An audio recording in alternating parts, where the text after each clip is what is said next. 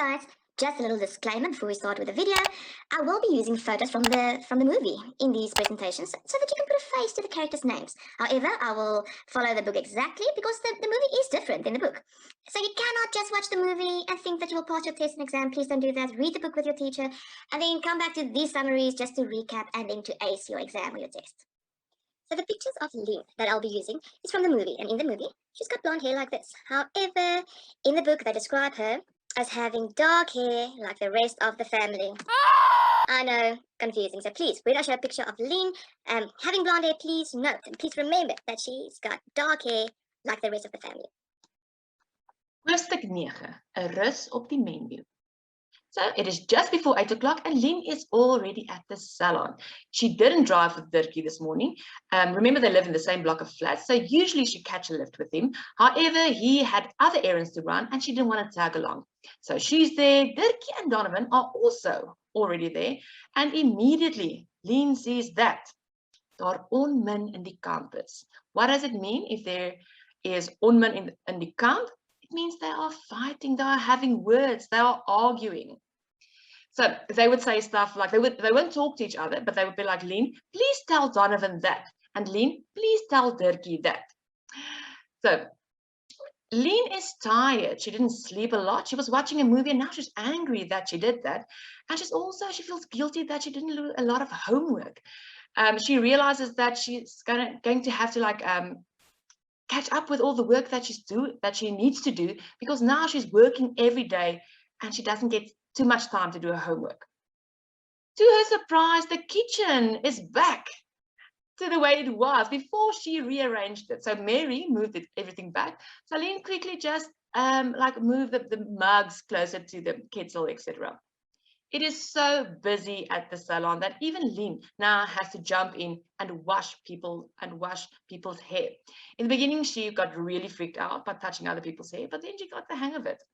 She still sweeps every half an hour and she still carries drinks to the customers. At the end of the day, she quickly washes the last dishes and she hears Dirkie and Donovan having an argument. And Dirkie calling Donovan a tweegesig, saying he's two-faced. Hy sê, jy's 'n tweegesig Gert Petrus Engelbrecht. So he's calling him by his real full names. So Lien thinks, Gert Petrus Engelbrecht, when does Donovan come in? But she didn't ask. So Dirkie is angry, he stormed off, and Donovan tells her, thank you, you were great today. He takes money, 100 rand out of the till, and he tells her this is more than you should get.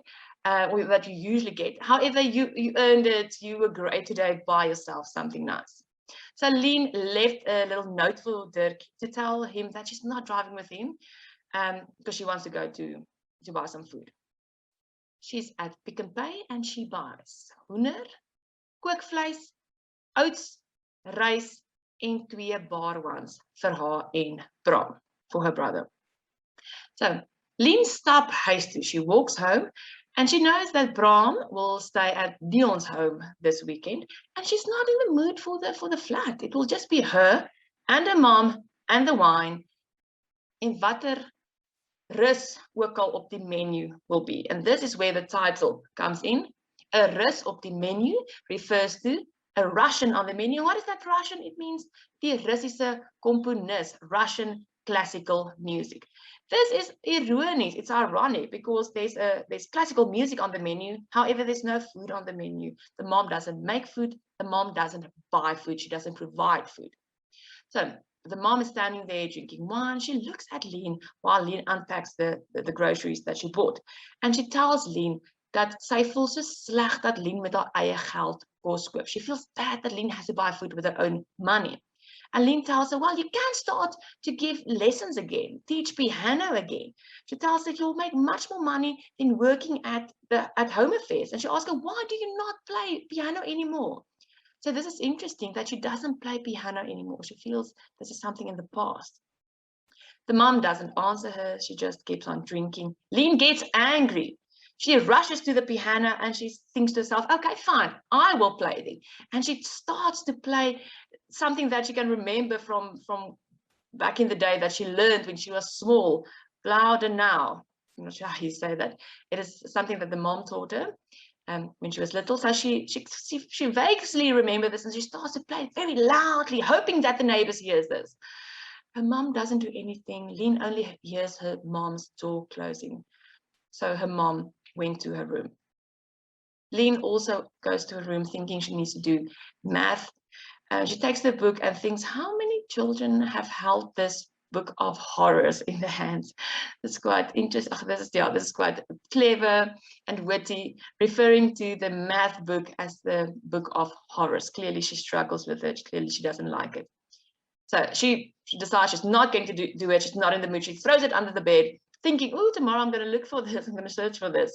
She falls asleep. She falls asleep and she has a nightmare that Dirkie does something horrible with her hair, that she's got purple hair and a silver nose ring.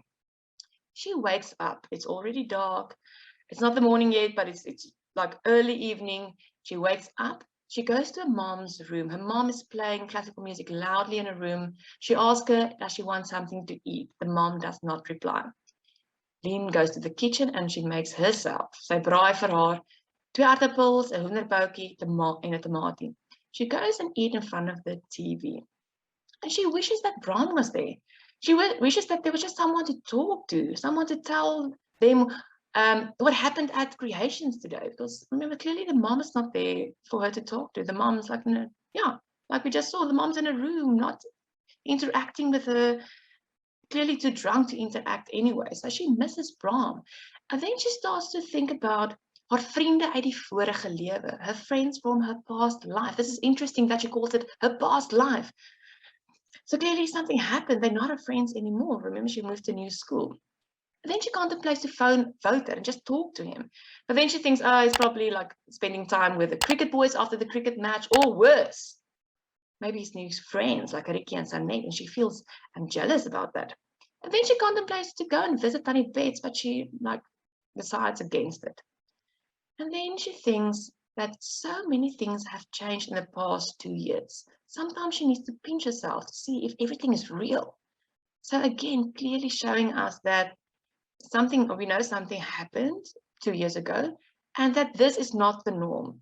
They do not used to be like this. Her mom didn't used to drink like this. They didn't used to struggle financially like this. Something happened. Lien decides to make coffee and just go to her room. Now, again, the font is different, so the boy is watching another video. What does he see?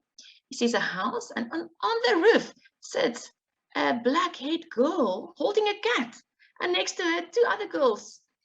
Clearly, they are twins, and these girls are about 6 years old.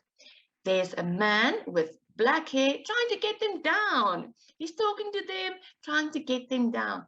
So now the girl on the left starts to cry, and the man helps her to get down. So first, the girl on the left climbs down. The man helps her down, and then the other one gets down, and now he's trying to get the dark-haired girl down, but she looks away, pretends to not see him. She doesn't want to get down, holding on to that cat who's clearly trying to get away. So the boy pauses the video and he looks at that man with the black hair. And then he gets up and carefully he touches the screen of the TV. He touches that man with the dark hair. Okay guys, this was Hoofstuk 9. I hope that this helped you. Please have a look at the other chapters if you need to know what happens in them. Goodbye.